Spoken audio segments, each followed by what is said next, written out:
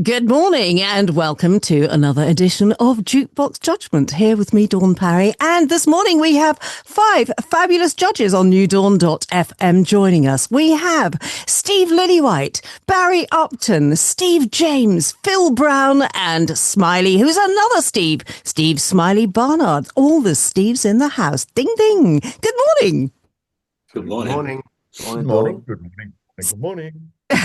Hands up, anyone not called Steve. I can call you Steve if you want. Dawn, You don't have to ask. Okay, well, gents, let's go one by one around the room. Good morning, Steve Lillywhite, who is at the moment on holiday. Where are you, Steve? I am. I'm in the same country as Barry Upton, but on a different island. I'm in the island of Fuck It. Oh, hang on, no. Okay. I think it's pronounced Phuket. And easy mistake. Easy mistake to make. And I'm having a marvelous time. Everything is good, and just arrived at the hotel, so I made my plan, and it all went well. It's nice when a plan goes well in terms of travel. Yes. I had to go from one part of the island to the other to be here in time for the show, and I am with about 15 minutes to spare. Yeah, it was great. Bit like me this morning. I overslept. Listeners, I overslept. I sort of scrambled myself here, threw on some lipstick and went for it. So yes, your travel time was better than mine, Steve. Yes, but I see you have a your athletic greens, your AG1. I do, to wake me up now. Actually, we should get them to sponsor the show, since I'm always shaking my stuff on here.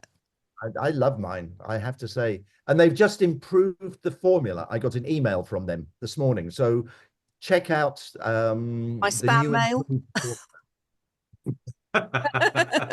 Welcome to Health Tips. Health tips here on newdawn.fm. Good morning to Phill Brown. Hi, Phill. Where are you coming in from? Good morning. Yes. And hi, guys. Yes, I'm still down here in Sussex. Bit grey today, but yeah, all well.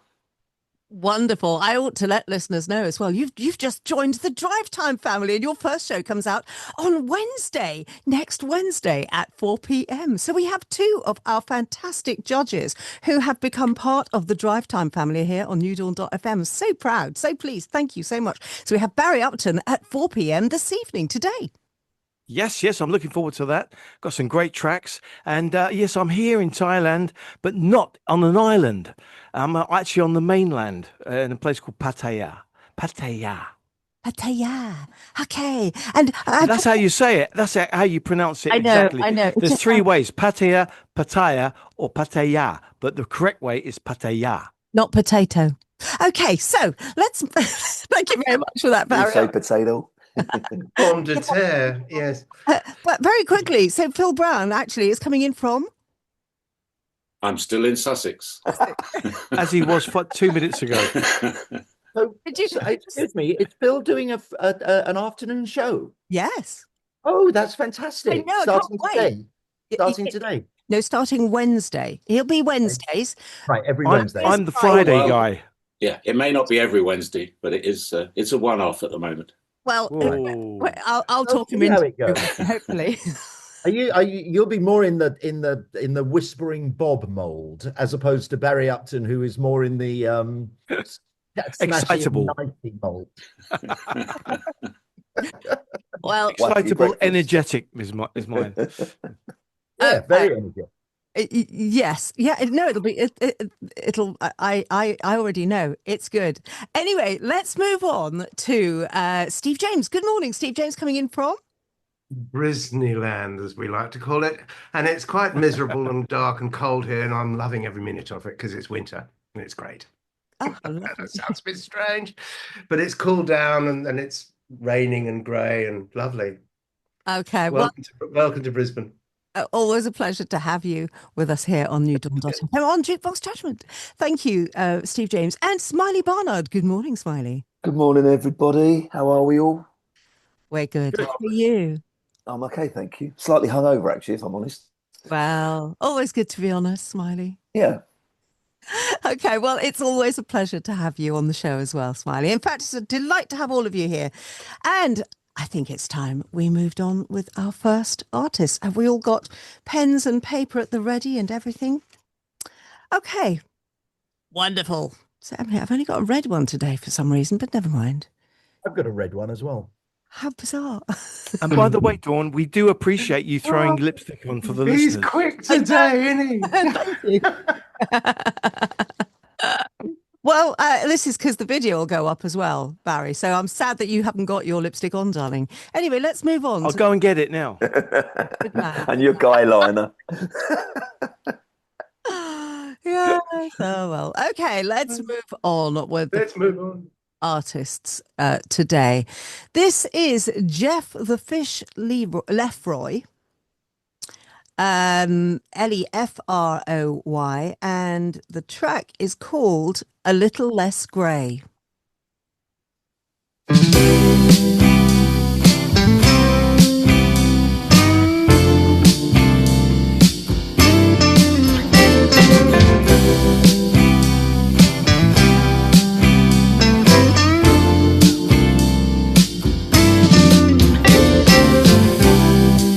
Outrun this pain.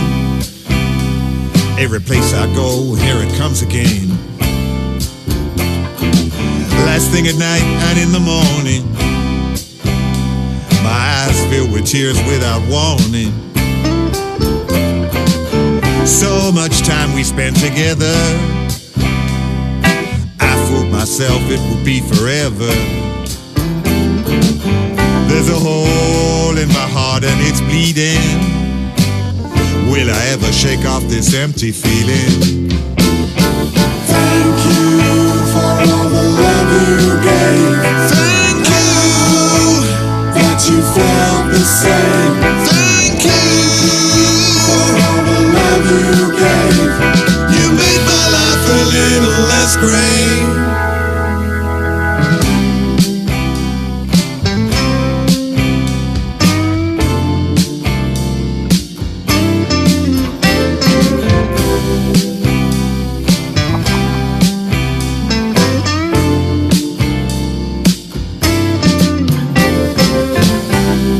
So much of me into you. I used your big heart to pour it all into. But now you're gone and my heart is broken. Fragments of words are left unspoken. My hidden pains are spilled on the floor. I have to carry them myself once more. I wish you well, my dearest friend. I wish I believed I would see you again. Thank you for all the love you gave. Thank you that you felt the same. Thank you for all the love you gave. You made my life a little less gray. Thank you for all the love you gave. Thank you that you felt the same. Thank you for all the love you gave. You made my life a little less gray.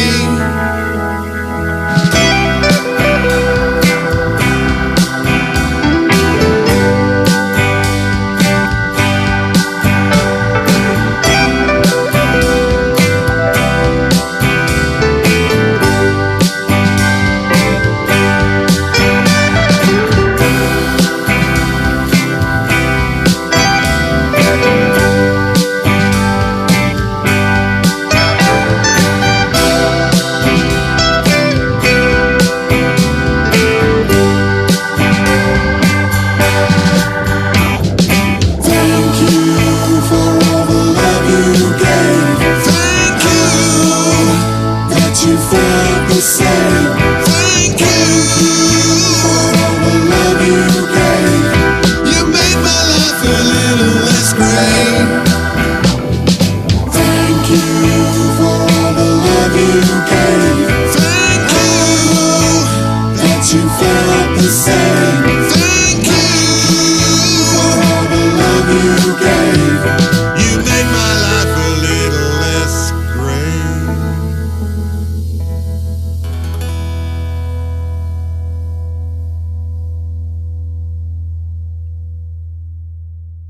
Jeff the Fish Lefroy, and that was A Little Less Grey.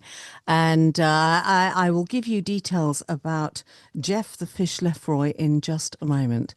Steve Lillywhite, would you like to go first, please? Okay, well, when it started off, I thought this was sort of got a little Chris Rea feel before the singing. But the trouble is, when the singing came in, it was neither sort of low, sexy flow, because it was between two things. It was sort of, if it was nicer talking type singing, it would have been good. It would have been better. And then when the chorus came in, it's too high for him, that note. It really was. And, yes, you could argue, well, it was sort of in tune. You could argue that. But it wasn't very pleasant to listen to. He should have got a girl to sing that line in the chorus. And that could have helped. It wasn't that bad a chorus, and just the lyrics were too garbled. It was like blah, blah, blah, blah, stop, blah blah blah. If he sung it with more like of a Barry White way of talking, it could have been something. But for me, it was a lost opportunity. And again, when the chorus comes in, and you could tell, we all know this as record producers, when you're recording a singer, when they go, and this is something that is the opposite of real life, when someone sings loud on recordings, it gets quieter. The reason is because of the compression that you have to put on, and it gets thin sounding. Yep. So, and that was a problem. His microphone technique wasn't good because he was just blasting the compression that made his voice sound very thin. So, all in all, I mean, probably the song is probably the best thing about it. The way it was put together, I didn't think it was. Okay, thank you very much for that, Steve Lillywhite. Phill Brown. Yeah, well, I quite like the musical side of it, I suppose. It was fairly harmless, but lyrically, there was some bad rhyming lyrics for me. So, not a winner for me. I didn't really like his vocal delivery, and I certainly don't want to hear that again. Okay, thank you very much for that, Phill Brown. And what about the out-of-tune guitar and the vocals? Barry Upton. Well, that's what I was going to mention, because I thought, are my ears deceiving me? But that guitar was so far out at the beginning, and that completely lost me then. I thought, well, what's going on here? And it was really badly recorded, the whole song. I agree, the melody line wasn't bad. There wasn't a bad tune there.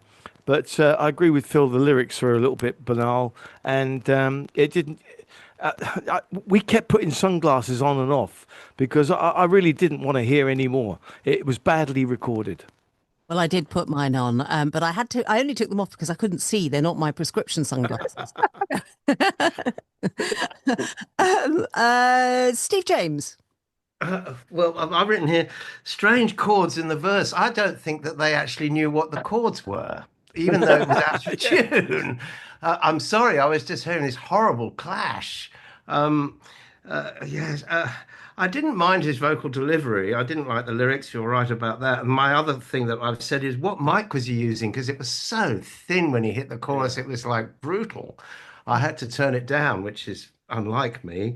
Yeah, it was really upset me hearing the chords in the first verse. I'm going like, I could see Barry's face and myself. We're both going, what's that? It sounded, but I think it was actually a wrong chord. I'm not even sure it was out of tune. I think it was actually a wrong chord against what other people were playing, but it was nearly there, but not quite. I'm sorry. And the recording could have been better. Thank you, Steve James. It's the solo bit, actually. It was a solo bit that hit that just the note was just, didn't work at all for me anyway. Smiley, Barnard. Yeah, it just sounded like it was stuck in between itself. It wasn't narrated. If you're going to narrate a song or spoken word, you do it as Steve said. Barry White did it brilliantly, and it wasn't quite narrated. And then when the chorus came in, that's where I thought the chords were weird. The chorus chords, they didn't seem to. It sounded to me like somebody had written the words and somebody had written the music, and they tried to marry the two, and it didn't quite sit. I like the Hammond organ though; that was nice. Yes, yeah. Lovely. Thank you very much for that, Smiley Barnard. Okay, well, Jeff the Fish Lefroy, sorry. I wonder why they call him the Fish. So I did actually find his all his details, but I thought, well, we'll let you all carry on with everything here. He is he's an independent artist. He's Irish, now based in France, and he describes his sound as contemporary blues, but with lots of other influences as well. Do you know, it's a shame in a way, because the chorus was quite nice. It just didn't work. Yeah. Oh well, there we go. Let's move on to the next artist, shall we? We have here. Open this up. We have Nearly Skulls. Is the Say it again. Nearly Skulls, as Nearly. in almost. Nearly Skulls, and the track is called Only in America. Only in America. Only in America. Only in America. It's not only in America. It's here. These days the lights flooding so fast we lose reality. We're mesmerized and trapped inside the cult of personality. And now the crooks are stealing at a scale we've never seen before. And we just have to look away to get from day to day. Only in America. Only in America. It's not only in America. It's here. It's not only in America. Only in America. It's not only in America. It's here. At times the craziness makes enemies of all of us. The talking heads, evangelists and politicians, righteous in their lust and greed. They're clinging on to power by their fingertips. And what the hell is going on? Where did we go wrong? Only in America. Only in America. It's not only in America. It's here. It's not only in America. Only in America. It's not only in America. It's here.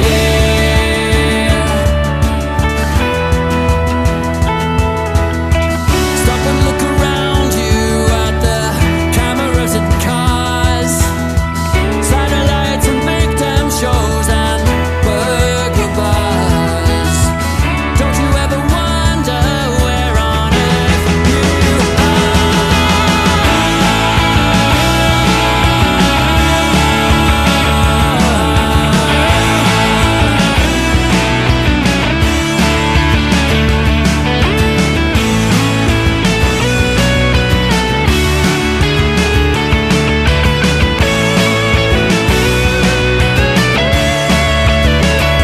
It's not only in America. Only in America. It's not only in America. It's here. It's not only in America. Only in America. It's not only in America. It's here. It's not only in America. All in America. It's not all in America. All in America. It's here. Nearly Skulls and Only in America. Nearly Skulls are Andy Shepley and Paul Sherwood. They started making music together way back in the early 90s, before anyone had a mobile phone or, actually, I think I did in the early 90s, actually, or email addresses, when Paul set up a home studio in Stockport and recorded a CD album as Downtime. And Andy, they were a band together, Downtime, and Andy joined on on bass for a string of live shows across Manchester. So they were Downtime together, but Downtime split, and they say blame the drugs, not the musical differences. Paul and Andy then started a new band, Wirewood, with a more American style. In '95, they organised Coast to Coast US tour, and they did a lot of gigs all the way from New York to San Francisco.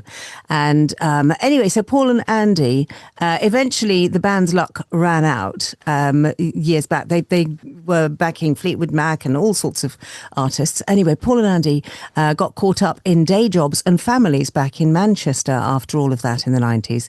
Both missed their music, and they have got back together, and they have started Nearly Skulls together. And it draws on Paul and Andy's British and American influences. So there we go.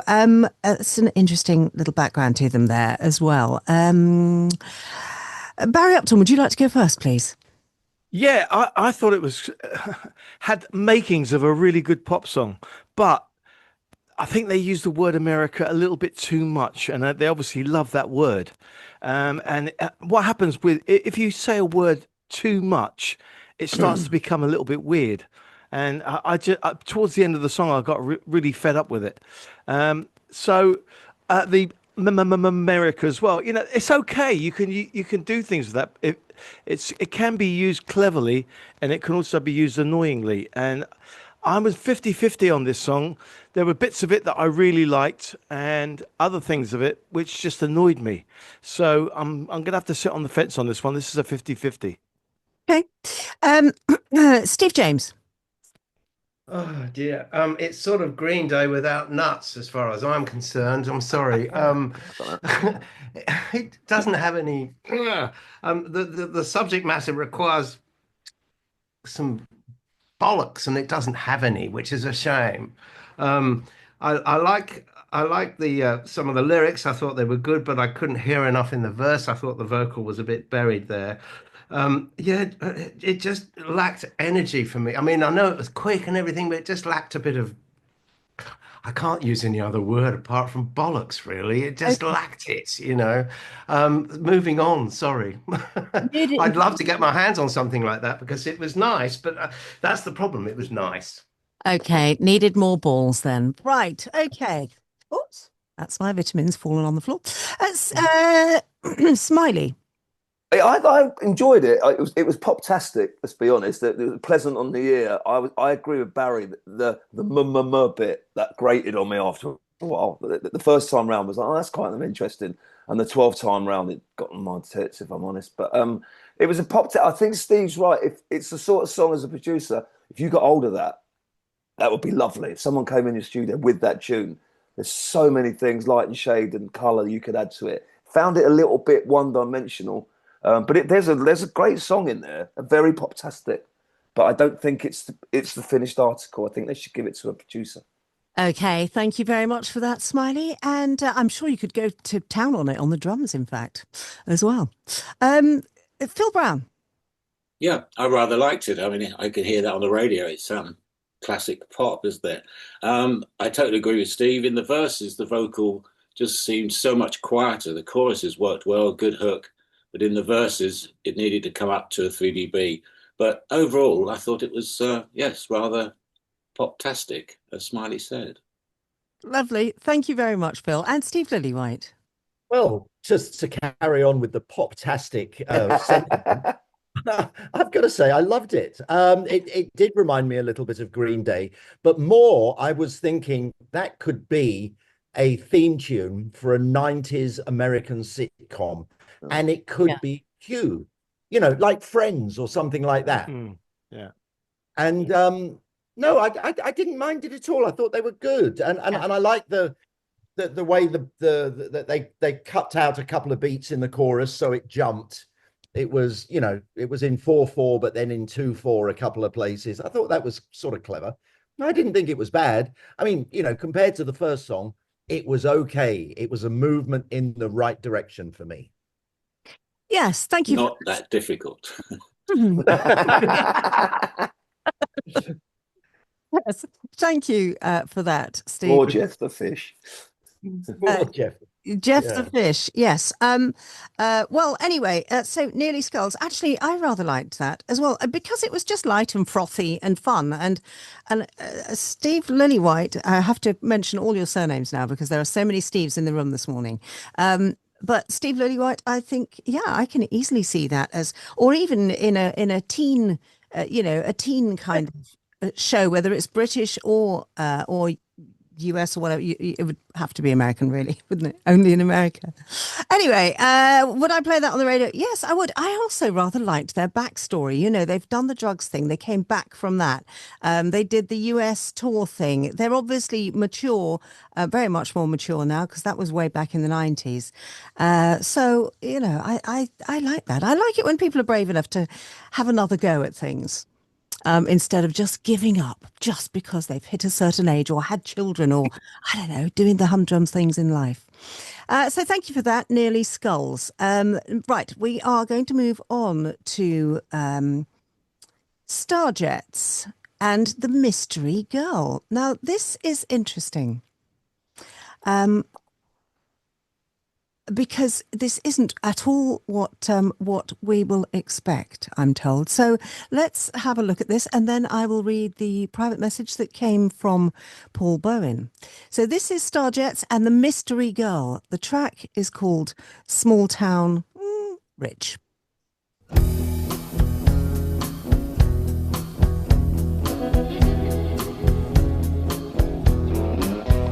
Tell me, what is it you want from me after all this time? What brings you back to the street we walked when you were mine? Well, it ain't for the memories, so don't tell me lies.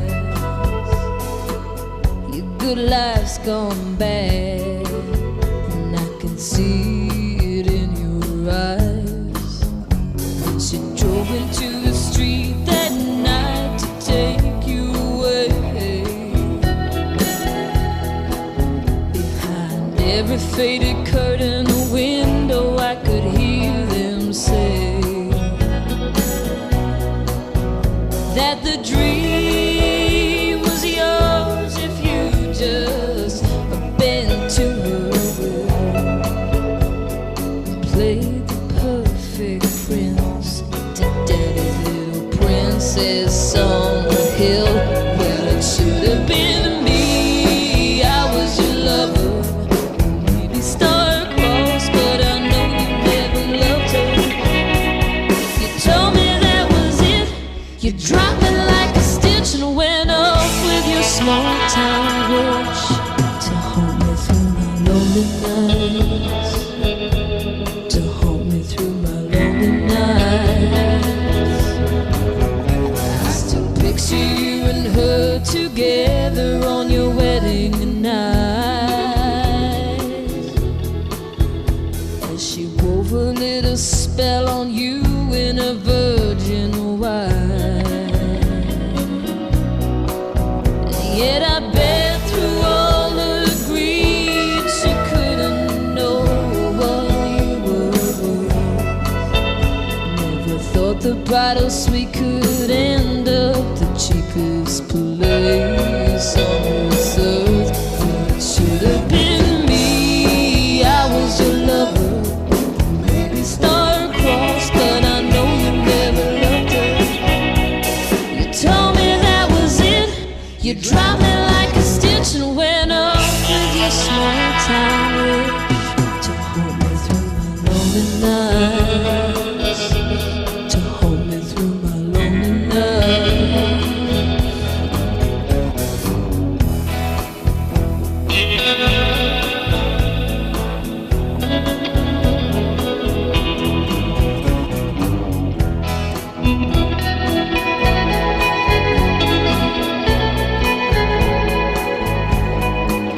Well, it ain't no secret she's been seen around with another lover in the shadows of this town.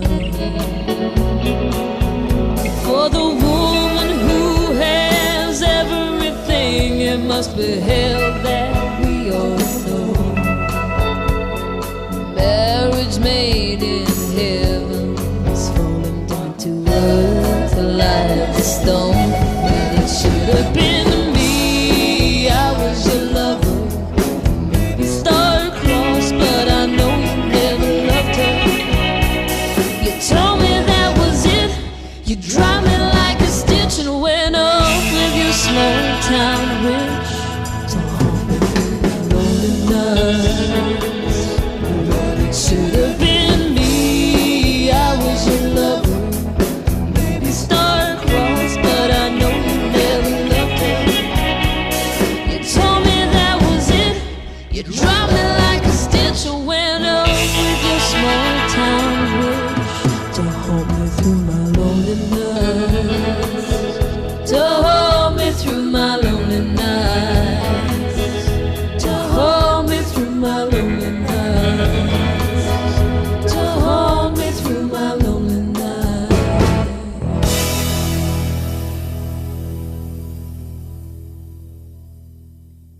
So this is the Starjets and the Mystery Girl. Now, normally you would have Paul Bowen singing and the band playing and so on. Well, the band are there playing. Paul is there playing. And there's an addition to the band playing as well, which I'll go into a little later. But we have the Mystery Girl. Now, she genuinely is a mystery girl. And Paul said to me, I know nothing about her. She really is a mystery guest artist. I'd persuaded her and her student friend to come to the house after hearing her sing impromptu at my local pub a few years ago. And while her friends attempted to drink the house dry, I ran through the song twice with her. She recorded it in one take, then disappeared off into the Friday night. I never saw her again.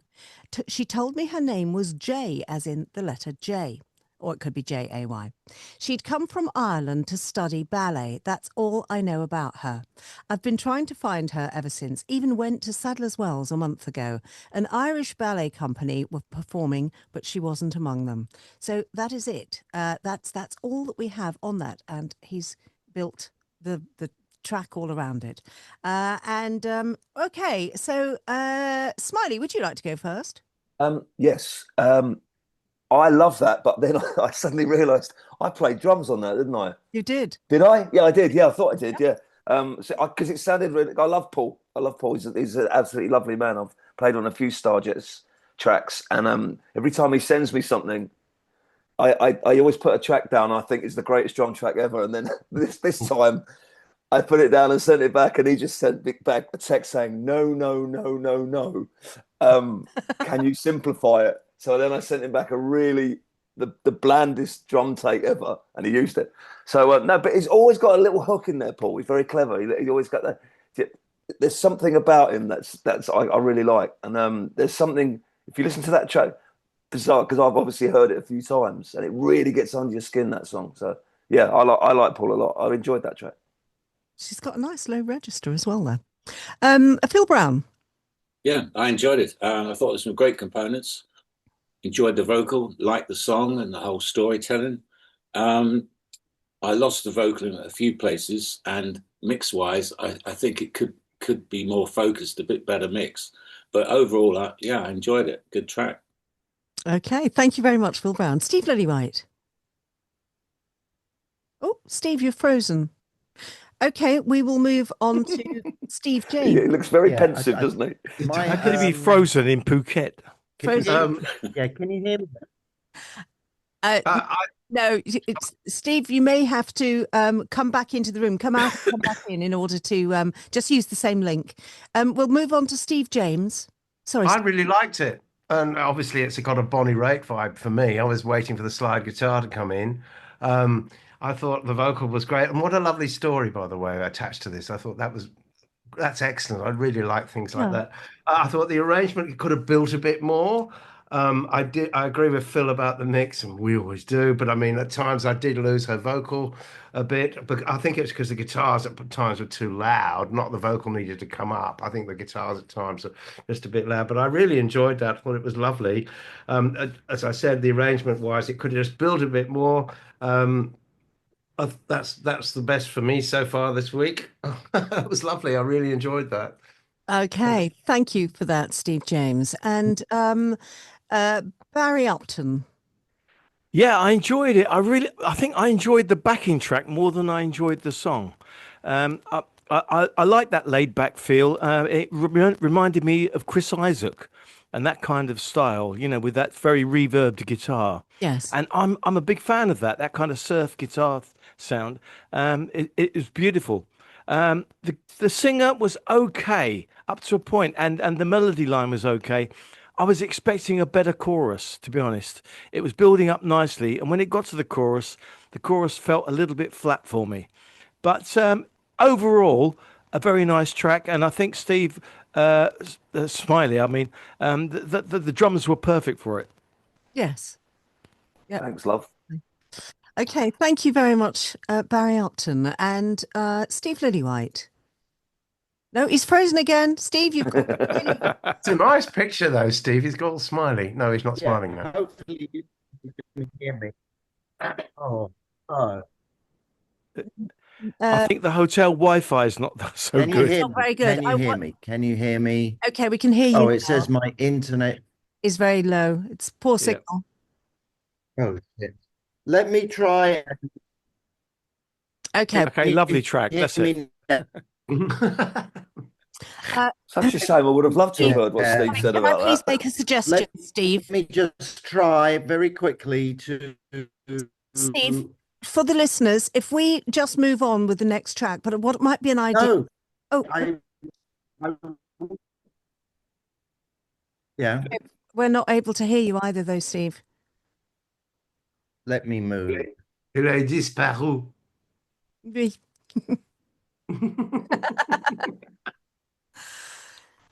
Okay, Steve, are you near a window? We're not hearing anything. Okay. Shout. Steve, we are going to have to come back to your comments, I'm afraid, because it's we have to think of the listeners and the artists as well here. So I wonder if it might be an idea if you move onto your mobile phone. No, he's gone out of the room again. Oh, and he's back. Great. Okay, Steve, very quickly, we can see you and hear you. Can't hear you. Can you hear me? Can't hear you. I think, honestly, can you? Yes. Oh, sorry, guys. That's all right, man. Okay, if you have to explain why, I don't get it. I didn't like her voice. It's a great story, but it's not a great record. Personally, that's what I think. I mean, if you have to explain the story, it's a personal thing, but that, it's like, if you have to explain a joke to someone, it's not a very good joke. I don't get it.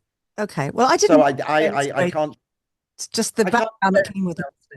Enthusiasm for it. Okay, all right. Thank you very much for that, Steve Lillywhite. So let's move on to the next artist we have here. This is the Spitfires, and the track is called "Where Did We Go Wrong?" Bitte lassen Sie Ihr Gepäck nicht unbeaufsichtigt. Zum Rauchen benutzen Sie bitte den gelb markierten Bereich.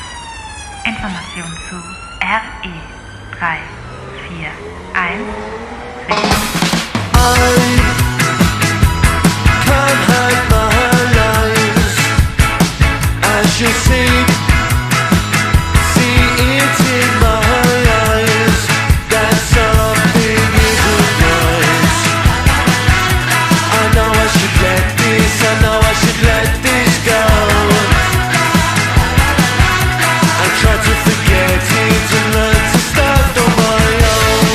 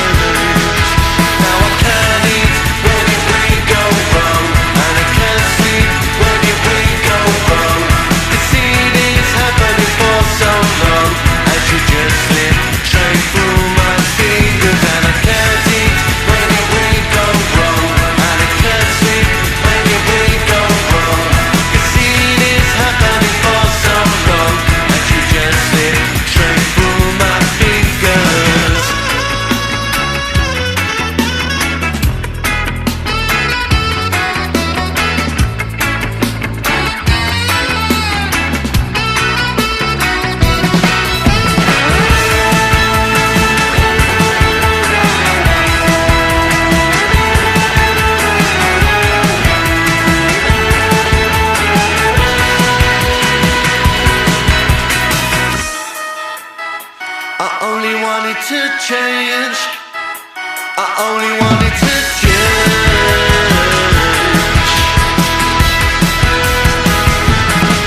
Now I can't eat when your brain goes wrong, and I can't sleep when your brain goes wrong.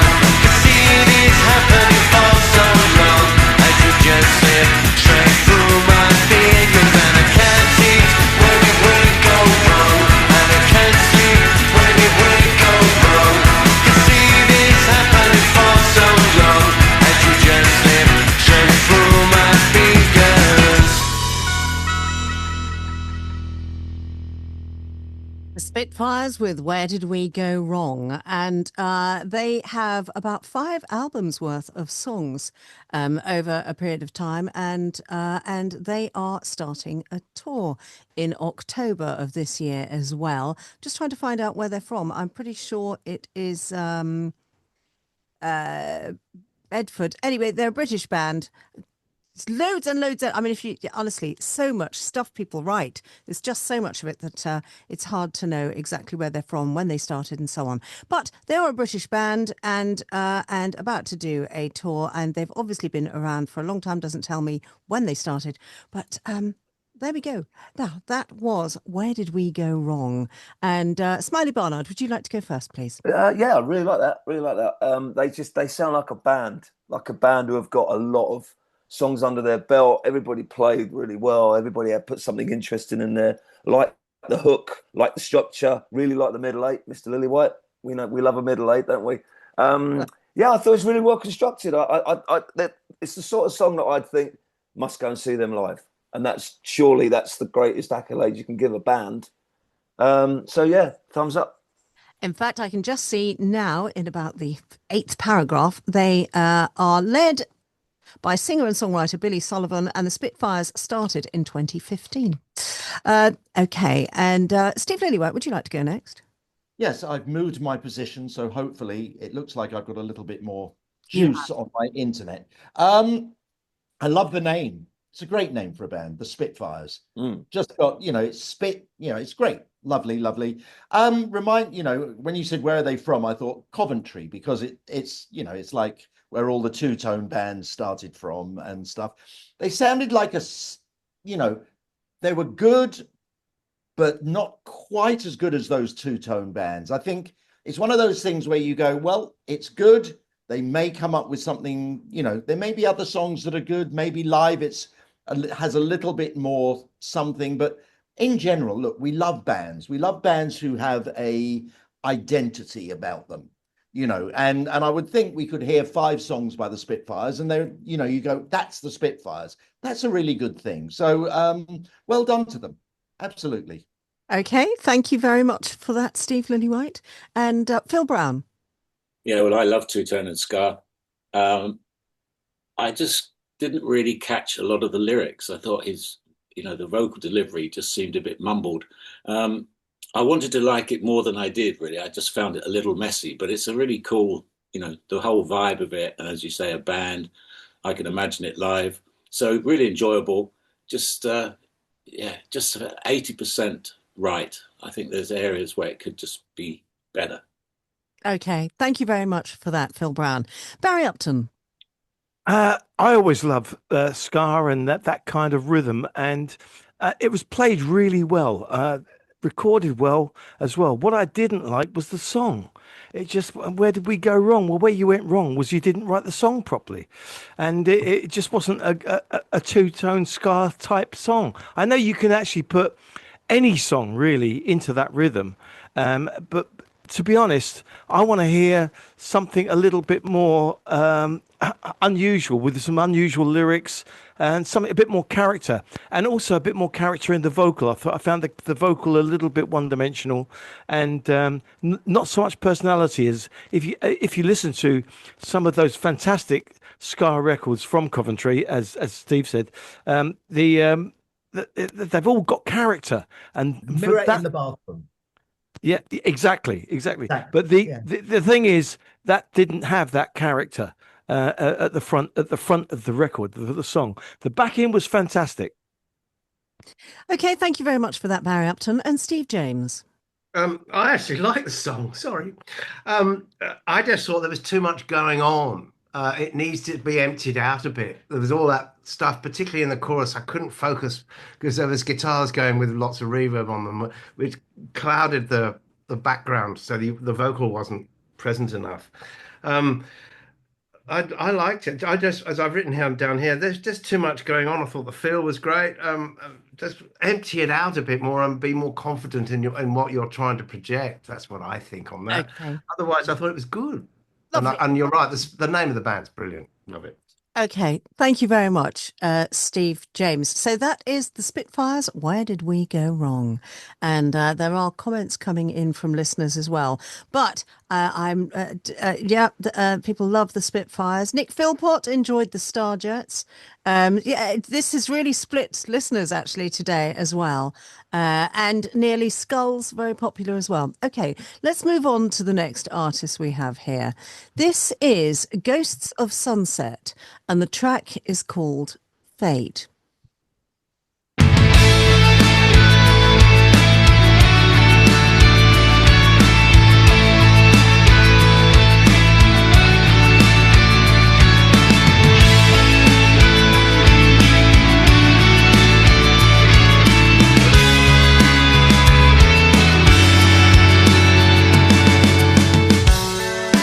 Think you've had enough, you've been up all night.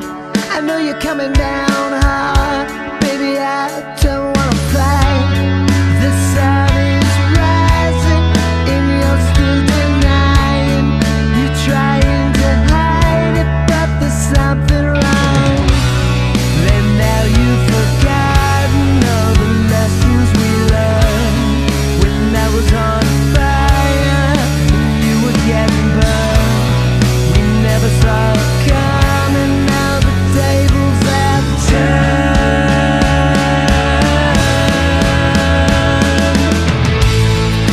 2 steps forward and 3 steps back. I'm asking myself why you ever stayed. Here we are again with the messes we made. I'd rather disappear than to watch you fade.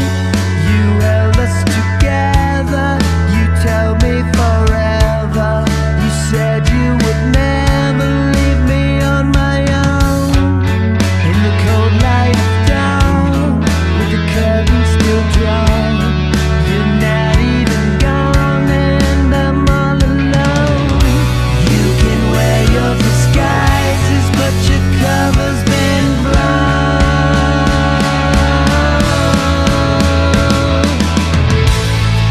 2 steps forward and 3 steps back. I'm asking myself why you ever stayed. Here we are again with the messes we made. I'll disappear.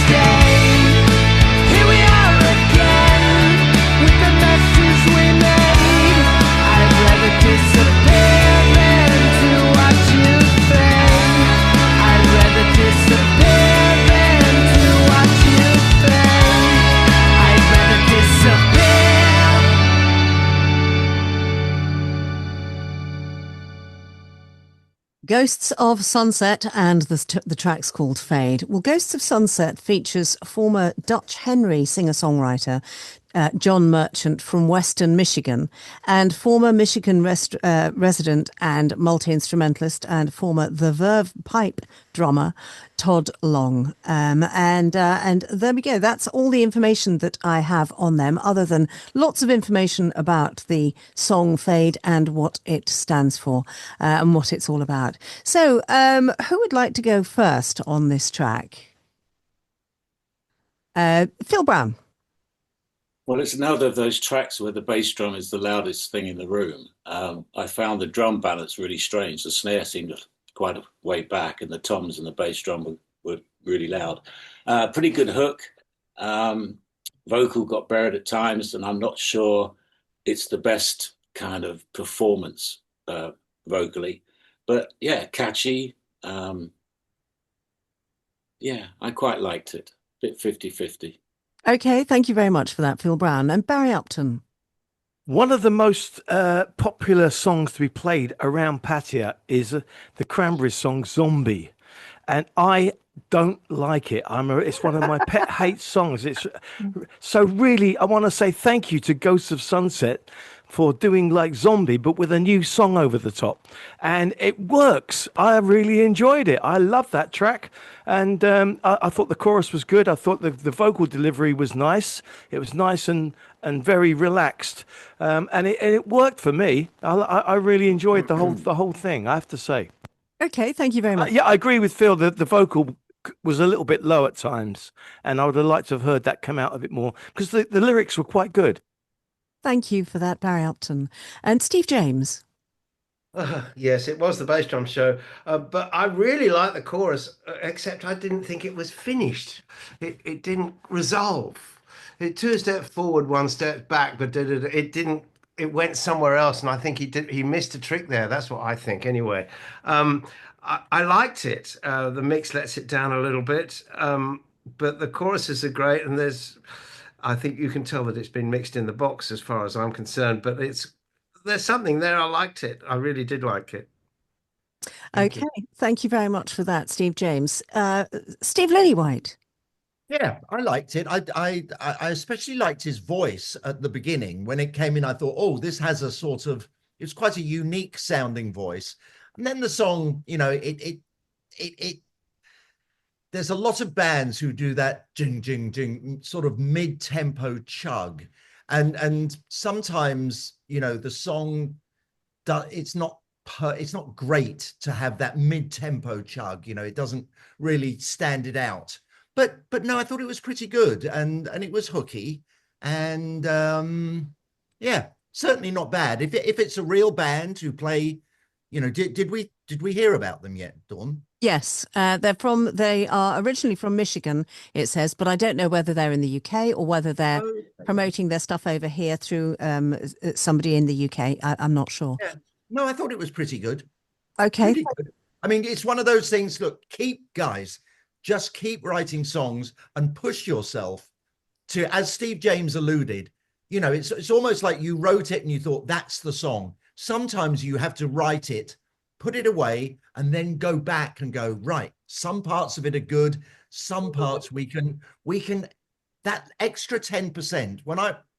When I was at the Ivor Novello Awards last week, and I was chatting to Brandon Flowers, and we were laughing, and because he was going, because the big joke we always had together was he always said, I'm really good at writing 7 out of 10, and that's the thing. A lot of people, and it's acknowledging that you can only write 7 out of 10, and then it gives you a chance to try and do something better. That's what this band should do. They should push themselves a little harder, and who knows, they could get a 10 out of 10. Okay, thank you for that. Excuse me, Steve Lillywhite. And Smiley Barnard. Yeah, I absolutely agree. It's an absolute 7 out of 10. I think Steve James was right. I don't think it's quite finished. It got to the middle 8, and I thought, the solo, I thought, here we go, it's going to lift into the big final chorus. It didn't quite. I found it a bit. Did anybody else feel it was a little bit slow, a little bit kind of slightly dragged? It needed a little bit something, a bit more movement, as Steve Lillywhite has said. It's very chuggy. It's okay if you chug, but you've got to put some sort of 16 beat in it to make it sparkle and make it bounce. I always try when I'm putting a drum track down to imagine myself bouncing a ball to keep it like, you know, upbeat. I found it a little bit meandering, but there was a lot in there. There's a great hook in the chorus. So yeah. Agreed. Okay, thank you very much for that, Smiley Barnard. So that was Ghosts of Sunset with their track Fade. Now, the listeners are coming in with their comments as well. They liked that one too. It's interesting, isn't it? Okay, now we have Michael McMillan. Have I got that right? Let me just check. Michael McMillan, and this track is called The Empty Chair. And this was, in fact, Michael is from Glasgow, and has and one of our listeners heard him singing and asked him to send a track into Jukebox Judgment, which is how we've got him. So that's nice.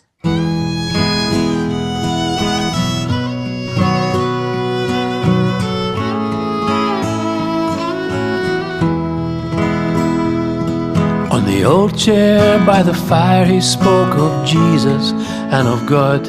He said it's up to you which road you travel on. Just treat your fellow man the way you want him to treat you. And if you live this way, you really can't go wrong. From his chair he'd tell us stories, make us laugh and dry our tears. Play his music, teach us how to sing along.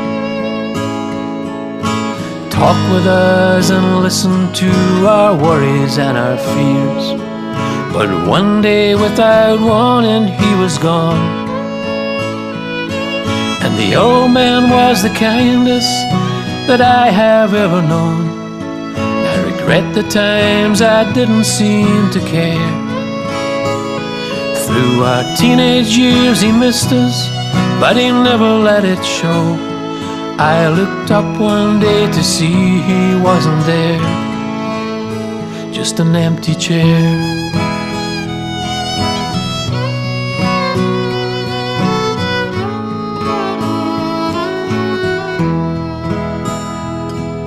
As years go by I understand exactly how he felt, and the times he would have loved to see my face. Now I wish that I had told them how much their visits mean, but this world they're in has taken up my place. In the evenings at the window, from a battered leather chair, my eyes switch from the street back to the phone. But it never rings and no one calls to ask me how I am. One day without warning I'm alone. Did I try to be the kindest man a child could ever know, and be there when the world just didn't care? For so many years I've missed them, but I never let it show. Will they look up one day to see that I'm not there, just an empty chair?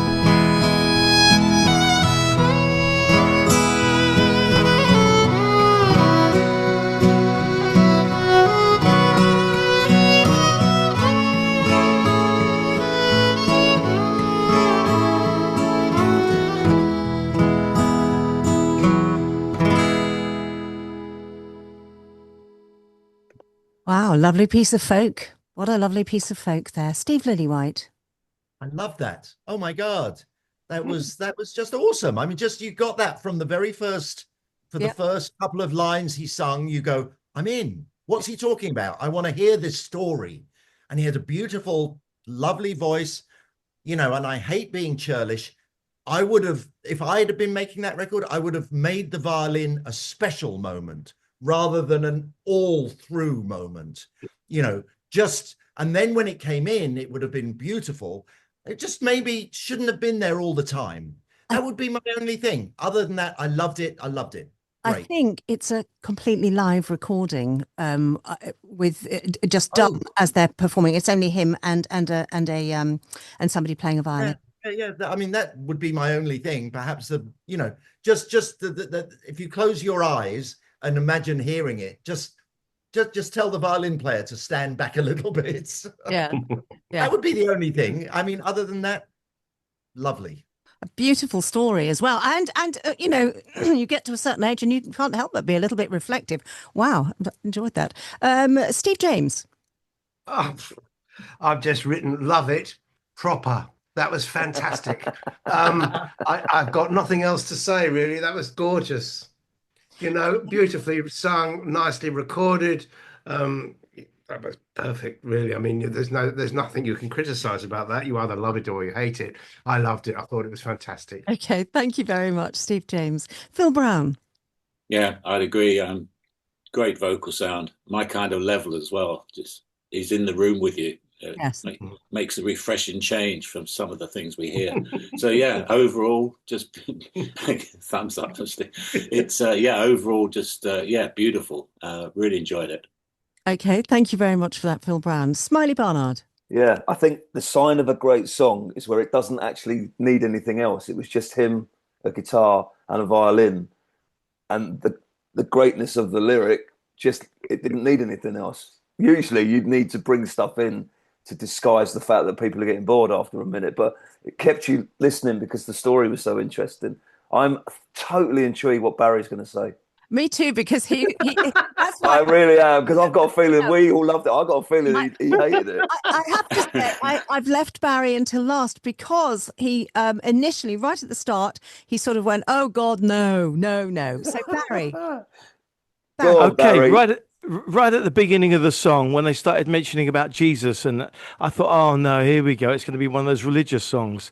But then it didn't. It was actually very good.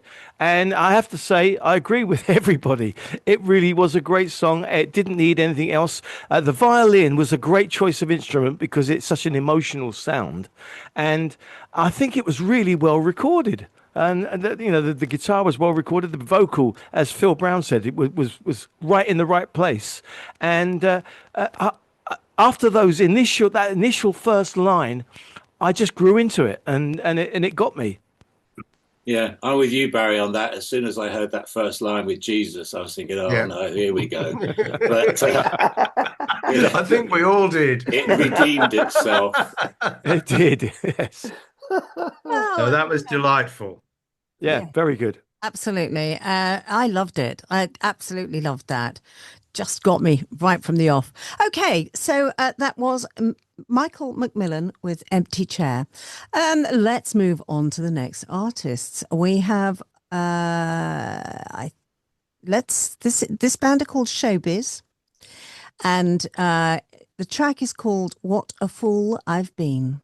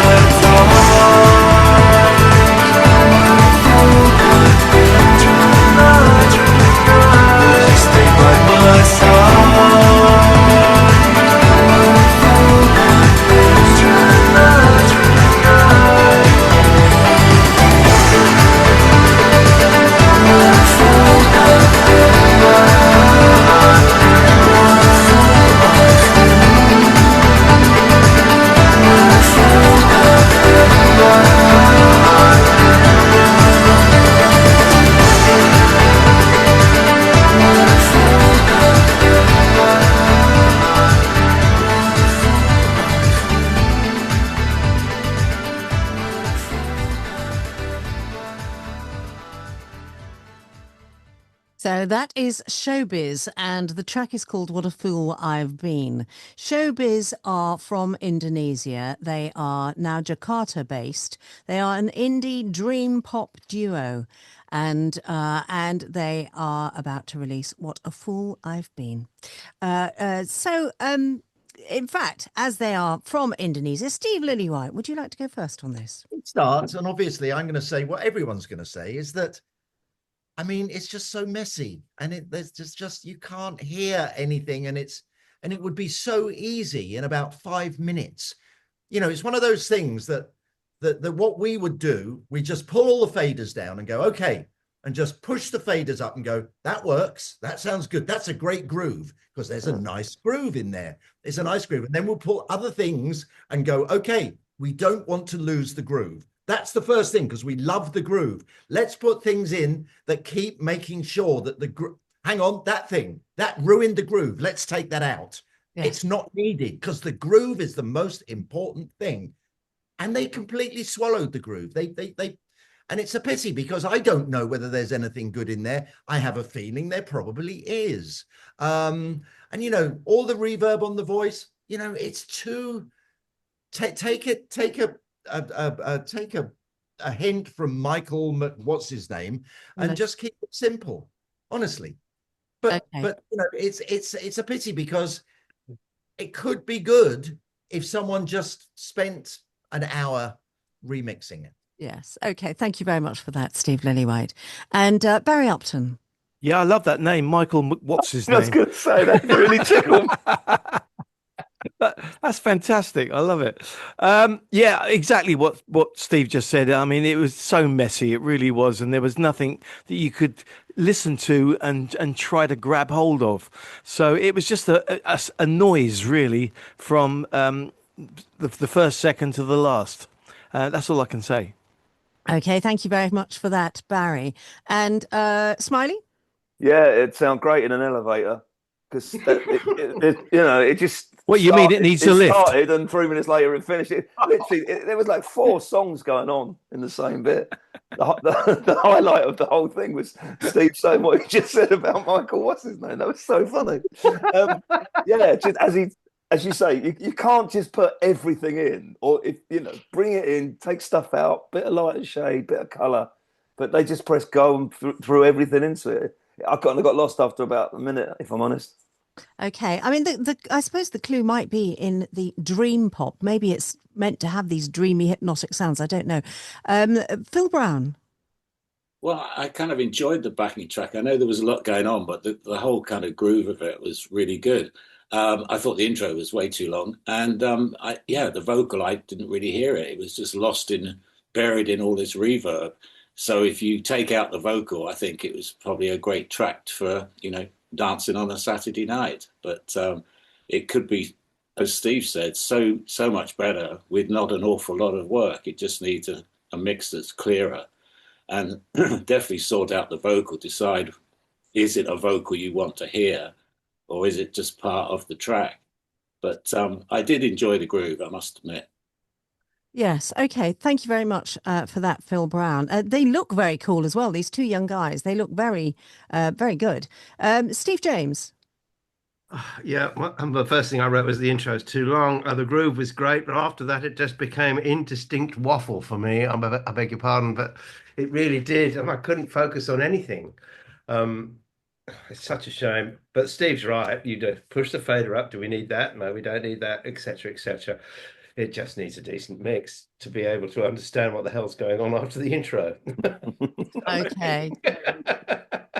And Barry, have you spoken on this one? No. Yes. Oh, you did. Yes, of course you did. So memorably. Yes, memorably, in fact. Okay. Look, somebody. Thank you for that. So that is Showbiz with What a Fool I've Been. Okay, now we've still got quite a few songs to get through, and we're already coming up close toward 1:15 the hour. So let's move on to the next artist here. This is Splitsville. So we've had a Spitfire, now we've got a Splitsville. This is Splitsville, and the track is called Beth Steele. They're burning down the empire. but the trains still run on time. I'm the beer-soaked bar rag. They're hanging out to dry. Got 19 years at Bethlehem. The steel mill's in decline. Like Joseph and the innkeeper. No room left inside. You can't run away from yourself. You can't run away from yourself. You can't run away from yourself for long. No work in the coke plant. None on the front line.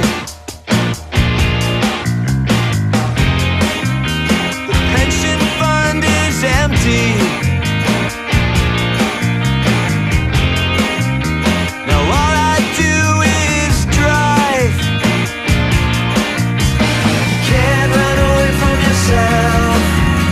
You can't run away from yourself. You can't run away from yourself for long. How in the world can you forgive when the world forgets you? You're breathing in life to make it live, but it's still born, baby.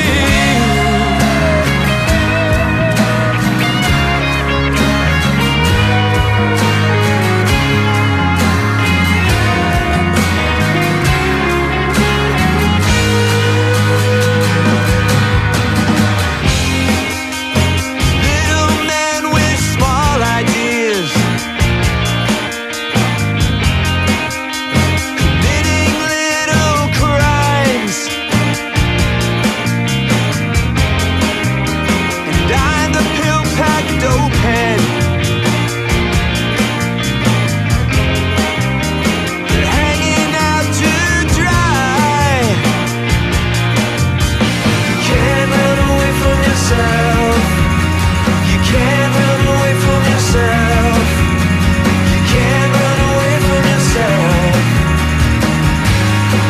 for long. You can't run away from yourself. You can't run away from yourself. You can't run away from yourself for long. For long. For long. For long. No, not for long.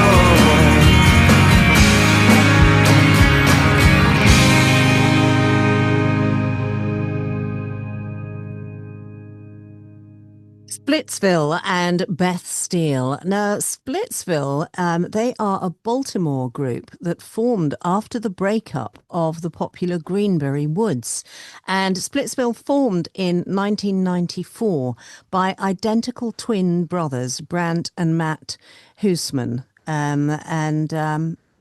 So they have been around for a while. They are, in fact, revival artists, and they've been active as Splitsville since 1994, and have lots of albums and all sorts of things to their names, and have sent this in to us. Okay, so Smiley, would you like to go first? I would love to go first. See, everything we were negative about in the last track I can be positive about in this track, because there was so many interesting things that came in every 8 bars, little bits of guitar. The bass came in at strange places.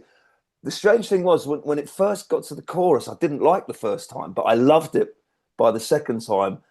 A fantastic middle 8. It went half time, and then it came in, and then there were loads of beautiful female harmonies or whatever it was at the end, and it just excuse the pun, it climaxed for me. It came to a really great finish, and I think it ticked loads of boxes. I really enjoyed it. Okay, thank you very much for that, Smiley. And Steve Lillywhite. Liked it. I did like it, and as Smiley said, it kept you interested in, and there was and it's, you know, the verses were different, and I like the sort of jangly guitar that came in on a later verse. Yeah, I'm not sure if I loved the song, you know, but again, I thought the levels were good and quite nice sounding. So, you know, and great. Keep it up, boys. Keep it up. Okay, thank you very well. They've been going for a long time. They're not going to stop now, I don't think, Steve. Yeah. Since 94. Well, unless anything happens to them. Barry Upton. Yeah, there were a lot of things that I liked about it. I found myself listening to the bass line more than anything. It stood out so well. And I kept thinking to myself, oh, no, stop listening to the bass line, listen to the vocal. And there was a few interesting lyrics in there. And it was a bit of a shame that when it got to the chorus, just run away from yourself. Don't run away from yourself. I thought I was expecting a little bit more. I think it could have done a bit more on the chorus. But overall, not a bad sound. In fact, actually, a very good sound because there was space in there and you could hear the bass really well. You could hear the guitar very well. You could hear everything, you know, really clearly. So we like that. And I think it just about qualifies as a song that Dawn could possibly play on the radio. Not that I would ever try to influence her in any way at all. There we go. Yeah. Thank you for that, Barry Upton. Okay, let's move on, please, because we have still got quite a few to get through. And Steve James. I loved it. I agree with Mr. Barnard. The first chorus, I'm going, oh, not quite sure. But the second time it happened, I went, yeah, that's cool. Yeah. The verses were brilliant, I thought. I really liked the delivery. I liked his vocal tone. I liked the way that they instrumented the instrumentation around the vocal. I thought that was really cool. I thought it was good, really good. The chorus is not sure, but the second time, it just needed to build a bit more. I need to, you know what? It's one of those I'd like to hear again, but I thought it was good. Well done. Okay. Well, I can always pop the tracks across, as you know. Thank you very much for that, Steve James. Phill Brown. I think for me, the elements I liked the best was the drums and the bass, the sound of them and the play. And I just thought that was really cool. I thought the vocals seemed strained at times. And I must admit, when it went into the first chorus, I thought it was really messy and with the guitars. So, you know, it's okay, but for me, a much better vocal. And yeah, I'd probably need to hear it again as well, just to confirm what I didn't like. But Okay. it just felt a bit messy in the chorus. Positive there. Okay. Well, thank you very much for that, Phill Brown. And so that was Splitsville with Beth Steele. So let's move on to the next artist that we have here. This is, ooh, where's it gone? It's here, it's here. Hang on a second. It is. It's called Baby Nepo. The artist is called Jamie Perrett. And yes, you do know that name, Perrett, P-E-R-R-E-T-T. Jamie Perrett, and the track is Nepo Baby, or Nepo Baby, N-E-P-O Baby. Steve won't like that. Steve James.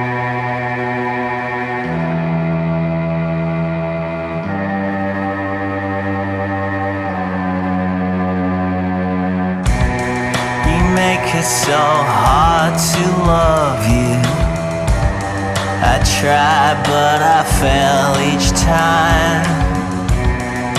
Home is but a distant drive-through, a tragic passing of the time. Not your average Nepo baby, branded with a name.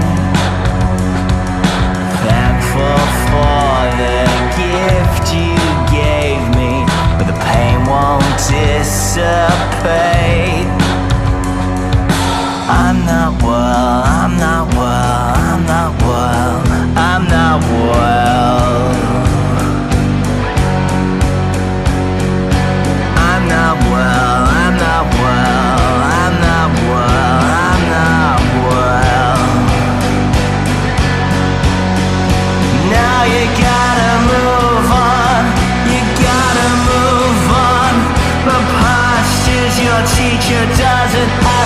to find you there were no silver spoons. They were black and being used as they stumbled over you and kicked you in the head. You make it so hard to love you. I try but I fail each time. Live my best life without you. You just can't help but criticize. Now you're only mistake, baby, burdened with your blame. Thankful for the gift you gave me. Gotta escape your chains.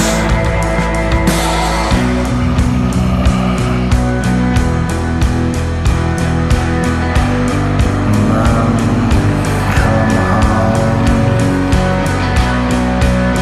Dad, leave me alone.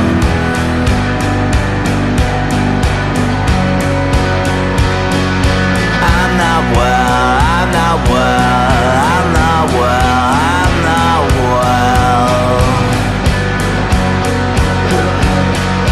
I'm not well, I'm not well, I'm not well, I'm not well. Now you gotta move on, you better move on. Your house was condemned and you couldn't bring your friends. Unfitful habitation, dirty rat, infestation, carrying down in bags. Won't be funny, but it's sad. You make it so hard to hate you. I try, but I fail each time. Born into the Kantian squalor, breeds a certain way of life.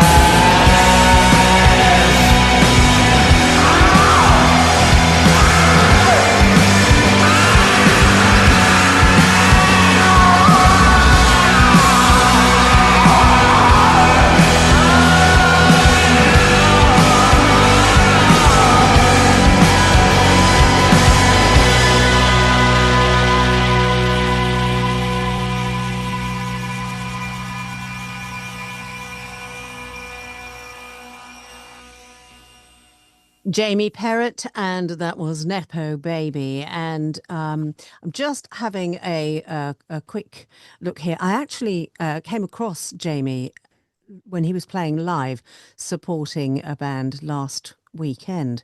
And he's a singer-songwriter, and he is, in fact, the son of Peter Perrott, The Only Ones, the band The Only Ones. And Jamie is obviously a musician, songwriter, and he does his own productions as well. So let me just pop back to the room here. Phill Brown, would you like to go first on this, please? Yeah, it's interesting that he's Peter Perrott's son. I used to know him in The Only Ones. Well, it's certainly unusual. I mean, it's pretty well put together. But overall, I found it a bit disturbing. It sounded like I don't know, some come down from a heroin experience. So not for me, I'm afraid. Okay, thank you very much for that, Phill. Smiley Barnard.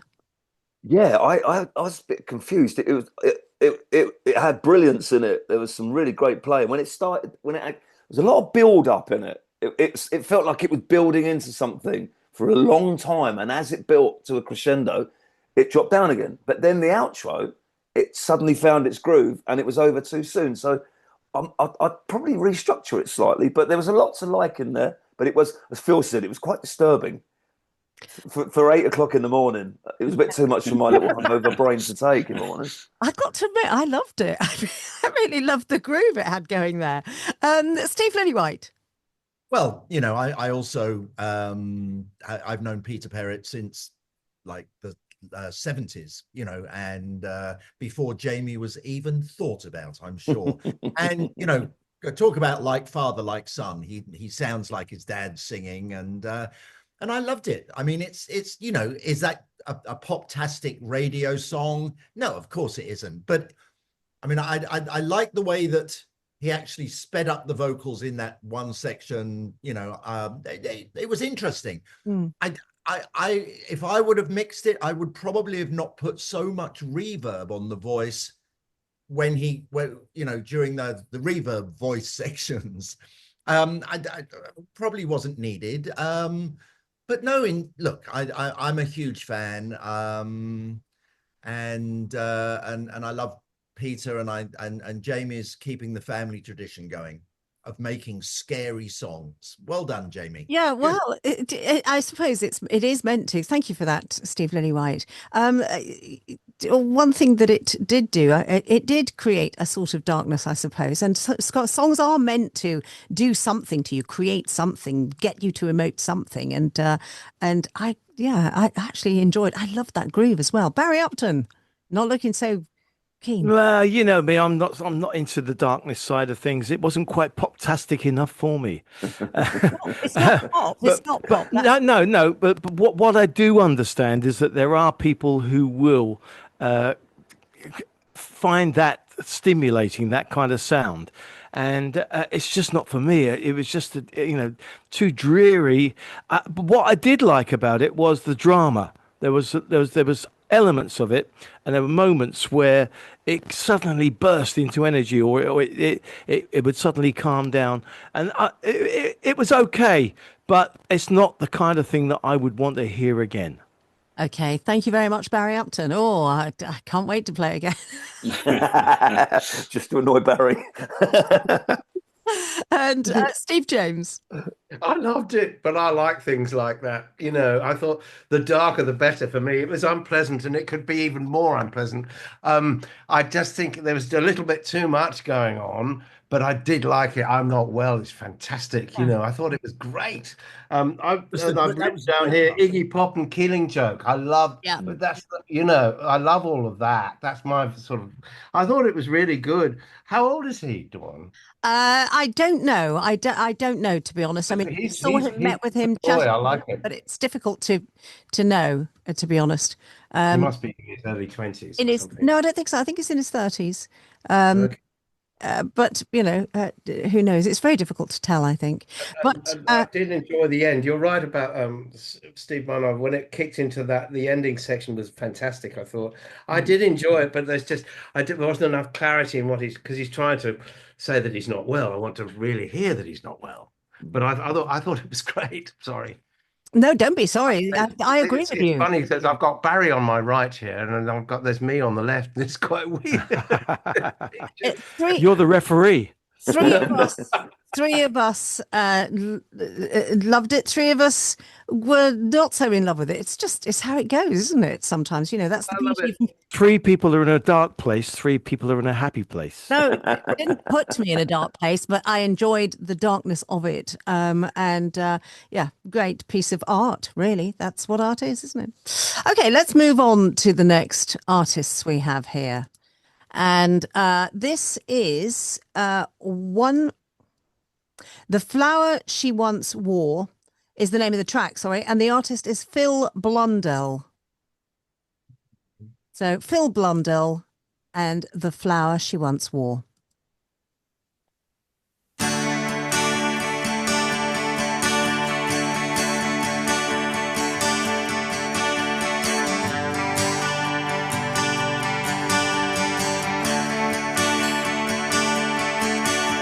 She's coming around, yes, so they say. She's coming around and she's coming my way, but I don't know when, and I don't know how. It could be winter, it could be spring, could be when those dolphins sing. Yeah, it could be summer, it could be fall. Yeah, love is like that flower she once wore. I can feel that wind and I can taste that spring. I'm sailing back to a brighter day. Yeah, I'm sailing back to a brighter day. Across them oceans, they were deep and wide. Nothing compares to what I left behind.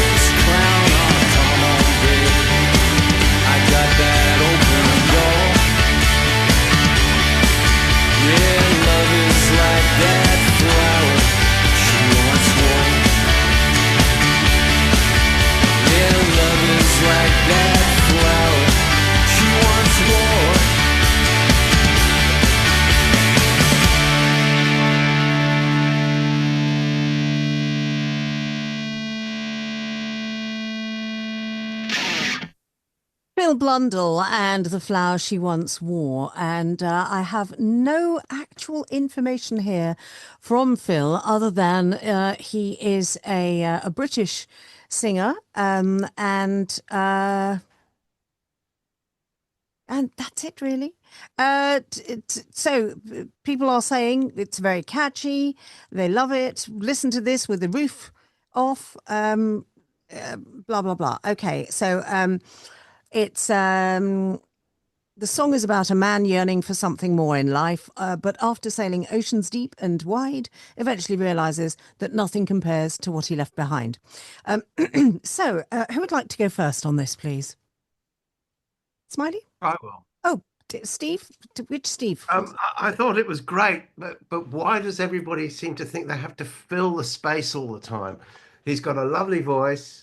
The feel was there. It just needs a little bit less instrumentation so he can really get his character across. Otherwise, I thought it was really kind of cool. I thought it was good. But less is more. Okay, thank you very much for that, Steve James. Barry Upton. Kick snare down a little bit, vocal up.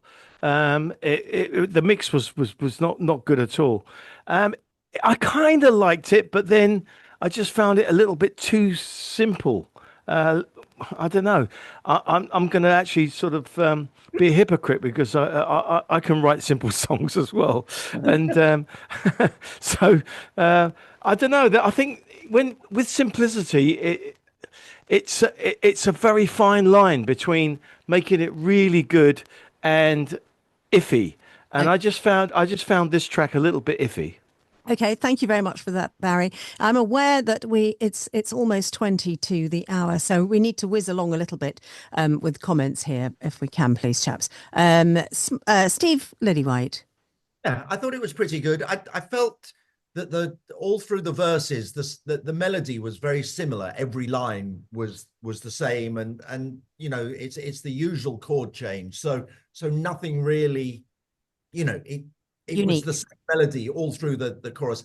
And there was a very lovely chord that he put in just before the song finished, which was like, oh, that was fantastic. Yes, we all looked at each other at that time. Looked at each other at that point. It's like, there's a clue there. Yes. You know, and the clue is don't only put it once at the end, because people have made their decision by that point. Yeah. So anyway, Phill Blundell, that sort of rings a bell, doesn't it? Does that ring a bell to anyone? Blundell? I don't know. Well, I don't have more information than that. I thought it was pretty good, though. Pretty good. Okay. Thank you very much for that, Steve Lillywhite. Smiley. Yeah, it was okay. I agree with the chaps. That mystery chord that we all kind of sat up on, he missed a trick there. He should have brought that in way earlier. It was okay. I found the vocal a bit emotionless. I felt like he was just reading it off a piece of paper. So it was okay. I found it a bit predictable, if I'm honest, but it wasn't the best of today, but it wasn't the worst. So okay, thank you very much. You're welcome. Smiley. And Phill Brown. Yeah, I guess mixed by the drummer, because the bass drum again was ridiculously loud. I think live they could be fun, but the vocal definitely needed to come up at a more focused mix. So it left me a bit cold, to be honest. Okay, has everybody spoken now? I think so. Yes. Yeah. Okay, thank you very much for that. So that was Phill Blundell and the flower she once wore. Yeah, I kind of liked it, but it did sound a bit full at times and a little bit straggly, but nice song. Anyway, let's move on to the next artist we have here. And this is Nick Ward. And the track is called With Just a Spark.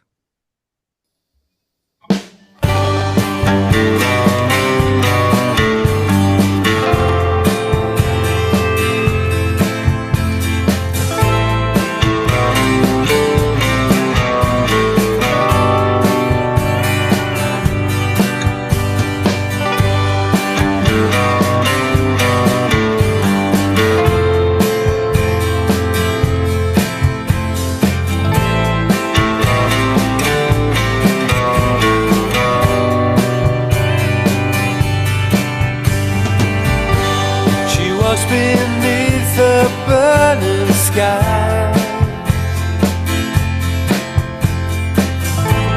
the stars above her are a guide. mountain calls, but she's still here.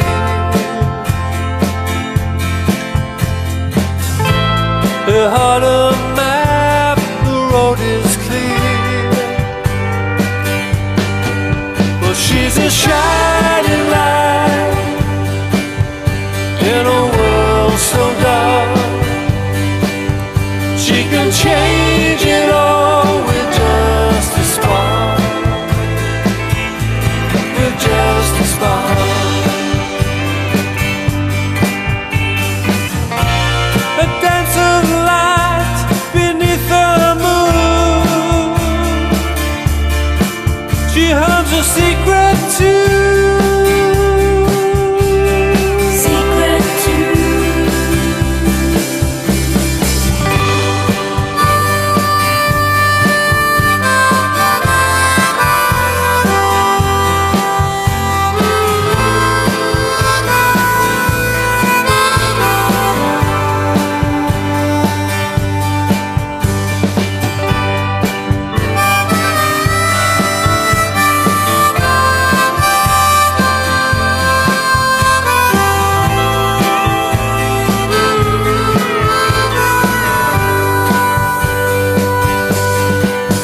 She's a shining light in a world so dark.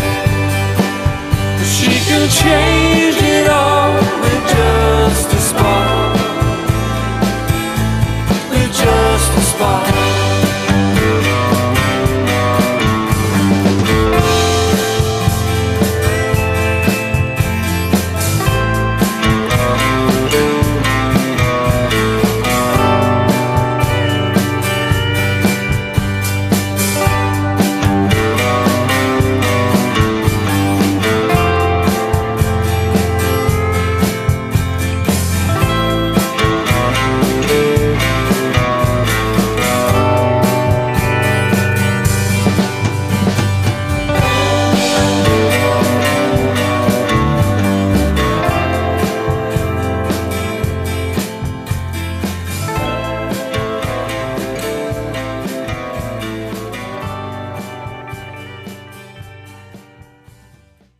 So that is singer-songwriter Nick Ward and his track there with Just a Spark.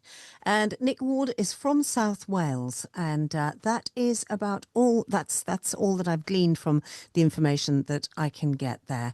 Barry Upton, would you like to go first, please? I loved that. Absolutely loved it. It was, it just sort of floated over me. It was very, very nice. Now, what I was talking about in the last song about simplicity and how it can go one way or the other, you know, and if you get it right, this was very simple. And I loved the space and the simplicity of this. He got it right on this song. Interestingly enough, there was only one verse. They did a verse at the beginning and there was no other verses in it. It actually went somewhere different. And that was interesting. I really found it. It was simple, but interesting. Very, very good. Okay, thank you very much there, Barry Upton. And Smiley Barnard. Well, I don't know. Simple but slightly dull, if I'm honest. It didn't grab me at all. I hate to say that because I tried to be positive about everything, but that just flew right over my head. Nothing grabbed. So I apologise, Nick Ward. Maybe if I listen to it in an hour's time, I might be slightly more connected to it. But it just did not grab me at all. Sorry. Okay, thank you very much for that, Smiley. And Phill Brown. Oh, yeah, I have to agree with Smiley. Really, I found it a bit bland, and possibly a bit of tuning. But yeah, it just went over my head. It was. Yeah, it was okay, but we've heard it all before and done better. Okay, thank you very much for that, Phill Brown. Steve Lillywhite. Well, I absolutely loved the guitar sound for those riffs. Those riffs were that is a guitar sound that I can go, wow, really special, really good. It may have been a bit ploddy. And the other thing I loved about it, though, I loved that little twist in the chorus. I thought it was great. I thought it was really, I mean, I picked up on that. It was wistful. It took me to a place. I thought it was very nice. But those are the two main, but look, a great chorus and a great guitar riff, pretty good for me. Okay, thank you very much for that, Steve Lillywhite. Steve James. I agree with Steve. I love the guitar riff. I've written Dwayne Eddy down here. That was lovely. I did enjoy that. But I have to agree with Smiley a little bit. It sort of went, it went past me a little bit. It's probably because it's just my taste in music, but it was nice. Balls for you, wasn't it? It's just a bit, yeah. It was lovely, and well sung, and nicely arranged. Still, more space is needed at times, though. Still, they always manage to fill the area. I'd love to hear his vocal with just one guitar, bass, and drums, without everything else going on in the background. That would also be cool, because then people forget that's where the character comes from, But otherwise, it was okay. It was okay. Okay. I liked it. I liked the unusual element to it. It was made up of several unusual bits. It kind of went where I didn't expect it to go. Admittedly, yes, it doesn't have balls. It doesn't have that groove thing going on. But it does. I liked it. I don't know exactly what it was that quite got me about it, but there were things within that I really did enjoy. Yeah, so there we go. That was Nick Ward with Just a Spark. But for for three, it didn't have that spark. For three, it did have that spark. Amazing the way music splits us all. Anyway, so I think maybe what we should do, we've got 13 minutes left, but those 13 minutes will go very quickly, I think. So maybe what we ought to do is decide who we think, because I think it's a very difficult one today. Who do we think is the outstanding winner of the morning? And Smiley's chuckling away there. Have you got a winner? No, I'll tell you what, because I just looked at Michael McMillan and I thought, what's his name? And that still made me laugh. Sorry. Michael what's his name? Okay, well, Look, Michael, he should change his name to that. That's Well, the thing is that, yes, and Michael McMillan is also a rival artist, as are Splitsville. Right, so I tell you what, because we have got a little bit of time, what I'm going to do is go through each of the artists that we're going to choose from and remind listeners as well. So we've heard from Jeff the Fish Lefroy. I'm more interested in finding out why he's called the Fish, with a little less grey. Nearly Skulls with Only in America. That's memorable immediately. Only in America. Memorable. The Starjets and The Mystery Girl with Small Town Rich. The Spitfires, Where Did We Go Wrong? Ghosts of Sunset with Fade. Michael McMillan with Empty Chair. Showbiz from Indonesia, in fact, with a What a Fool I've Been. Splitsville with Beth Steele. Their tracks, Beth Steele. Jamie Perrott with Nepo Baby. Phill Blundell with The Flower She Once Wore. And Nick Ward with Just a Spark. So, chaps, I think this is a difficult one for you today, possibly. So let's start with Steve. Do you want to go last or first? I am at your beck and call, Miss Dawn Parry. Okay, well, I see perched up in front there, Barry Upton, dying to give his comment. Yeah, I can tell. Come on, Barry. Well, I've got 3 nines. So I've got a tie, really, between Ghosts of Sunset, Michael what's-his-face, and Nick Ward with Spark. So those 3 I really loved today, and I think there was some nice songs. I'm going to go with Michael what's-his-face because I love his name, and I want to hear the song again. Okay, thank you for that. That's Michael McMillan with So Far. And Smiley Barnard. Oh, sorry, that's really tickled me this morning. I've gone slightly different. I've gone slightly different. Yeah, probably on. I really enjoyed the Starjets, and I really enjoyed Michael what's his face, and I really enjoyed Splitsville. They were my 3. So of the 3, I'm going to go with the Starjets because I play drums on it. Hey! Thank you all. Okay, thank you for that. And Phill Brown. Well, shout out to Spitfires, Starjets. I really like Nearly Skulls. It was a bit of the choice between that, but I'm going for Michael McMillan. Okay. Oh, Michael McMillan's got two there. And the Spitfires have one. And Steve James. Oh, well, the Starjets was great. Spitfires was great. And the other Splitsville was also great. And I also like Jamie Perrott, to be honest. But Michael McMillan was the winner for me today by a long way, in my opinion. Just the way it got me. Okay, thank you very much for that. And Steve Lillywhite. Well, a very good shout out for three of them, to be honest. I mean, I thought Only in America with Nearly Skulls, I think that was great. I really like Jamie Perrott. I think he's holding the family tradition and keeping it going. And Nick Ward, I'm with my opposite friend Barry Upton on that one. You know, we do meet sometimes in the middle. I love that description. My opposite friend. Brilliant. You are really, you know. Yeah. I mean, but I will go with Michael McMillan. And because I want to hear that again. I thought it was a lovely sort of Ralph McTelley sort of thing. I was going to say Ralph McTell earlier on, and I didn't. I forgot.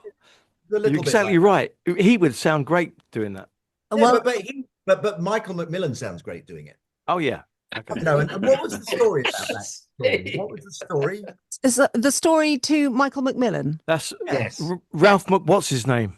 No, okay. Well, so Michael McMillan is from Glasgow, a listener of ours to our shows, to my breakfast shows, and to Jukebox Judgment, who's tuned in right now, and I can see typing moving along on my screen. Catherine Gormley. Now, some of you have heard me do the impersonation of a. And don't forget to listen to the Barry Upton Drive Time show. Get it in before the end of the show. Of a lady. If I can finish, please, Barry. Now, hang on before you yourself. Okay, so you wanted to hear the background, the details that I have. I don't have very many details. Thank you, Steve Lillywhite. Okay, so Catherine Gormley from Scotland, from Glasgow. Now, she's come to some of the live Jukebox Judgments. She's travelled all the way down to London to see them. A big supporter of the show. And she came across Michael McMillan, who was singing live, and said to him, why don't you send your music in? So that's all we really know about Michael McMillan. Anyway, so it is, he's obviously won. He's won all of our hearts here. And you know what? Sometimes the simplicity highlights real raw talent. And, you know, many people, in fact, listeners are also saying that has that Ralph McTell feel to it all. And there's something so wonderful about folk stories, you know, being told through music. And I think that that Michael McMillan has certainly managed to capture that. So, okay, well, congratulations to Michael McMillan for having won this week's Jukebox Judgment. And let's play it. And we've actually even got plenty of time. We're not in a panic and a rush. Yeah, I misread the time. Sorry, Dawn. I thought that we were running out of time. That's why I promoed. No, because I'm just concerned that we get everything nicely done so that because I'll run out of time for editing and I'll be busy all weekend. I don't want to be busy forever. We can have a chat about health products at the end, just fill in the time. Okay, how is the Viagra going? Anyway, let's move on with the, That was quick. I like it. Yeah, very good. Very good. Okay, so let's play. Other products are available. Oh, they are. Yeah. Listen, listeners, I've heard all the conversations with these guys. Apparently there's Cialis or something, Cialis, something like that is available as well. It's all out there. If anybody wants any of it, Barry's your man. Okay, so just playing Michael McMillan with the track Empty Chair. And yes, we do have Barry Upton on at 4 p.m. today on The Drive. And at 5 p.m. today, listeners, we also have the Revival Chart Top 40 Countdown, which I'll be hosting live. Here we go with Michael McMillan, and we may even have a moment afterwards.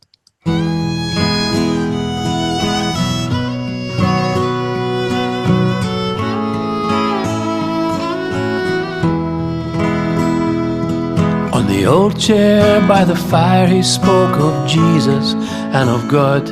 He said it's up to you which road you travel on. Just treat your fellow man the way you want him to treat you. And if you live this way, you really can't go wrong. From his chair he'd tell us stories, make us laugh and dry our tears. Play his music, teach us how to sing along. Talk with us and listen to our worries and our fears. But one day without warning he was gone. And the old man was the kindest that I have ever known. I regret the times I didn't seem to care. Through our teenage years he missed us, but he never let it show. I looked up one day to see he wasn't there, just an empty chair.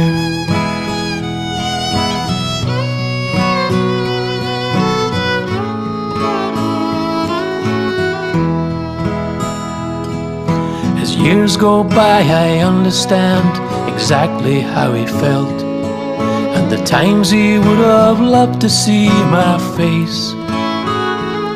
And now I wish that I had told them how much their visits mean, but this world they're in has taken up my place. In the evenings at the window, from a battered leather chair, my eyes switch from the street back to the phone. But it never rings and no one calls to ask me how I am. And one day without warning I'm alone. Did I try to be the kindest man a child could ever know, and be there when the world just didn't care? For so many years I've missed them, but I never let it show. Will they look up one day to see that I'm not there, just an empty chair?